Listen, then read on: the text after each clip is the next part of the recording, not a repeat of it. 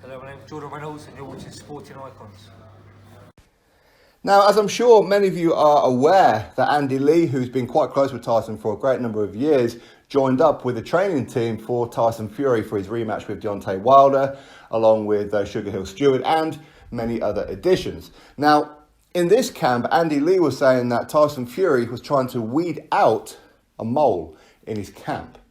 As in, is anybody leaking information to the press? Is anybody leaking any kind of information to my opponent's team, Deontay Wilder? Certain things that he would do is he would have a spar, and after the spar, he'd give a fake limp, something like that, to see if that kind of information would get broadcast to the press or Team Wilder. He may fake a elbow injury, no sparring to the head today, all that kind of thing, just to see what kind of information could be leaked out there.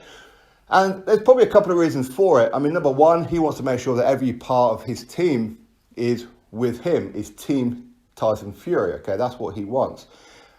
But at the same time, you could also use that kind of thing to your advantage as well, especially if you do have a mole, especially if you recognize who the mole is. You could actually give them certain information, knowing that it is going to get leaked, to give your opponent a sense of delusion, a sense of false security where, okay, so Tyson Fury, maybe he's injured his elbow, maybe he's injured his neck, his shoulder, no sparring to the head.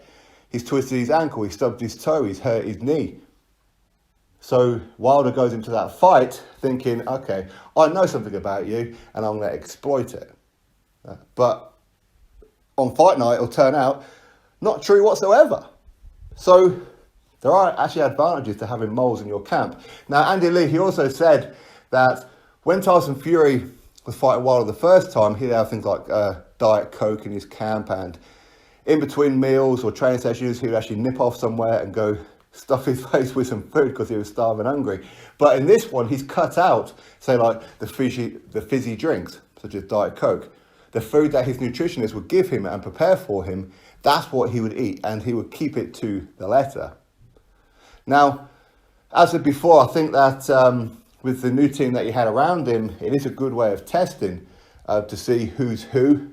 Are they really for you? And that's exactly what you want with your team. You want to know that every member of your team is with you.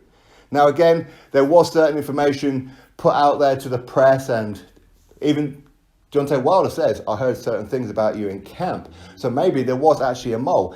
Is it a case of Tyson Fury knew who that mole was and deliberately gave him or her that kind of information, knowing it would get leaked?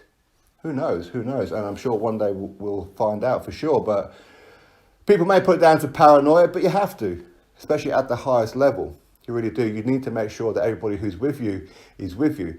And if there is a mole, then there's certain things that you do to make sure that it gets leaked. And certain tactics and that aren't leaked around that particular person. But anyway, that's what Andy Lee said, that Tyson Fury would feign injuries just to see if it would actually get leaked.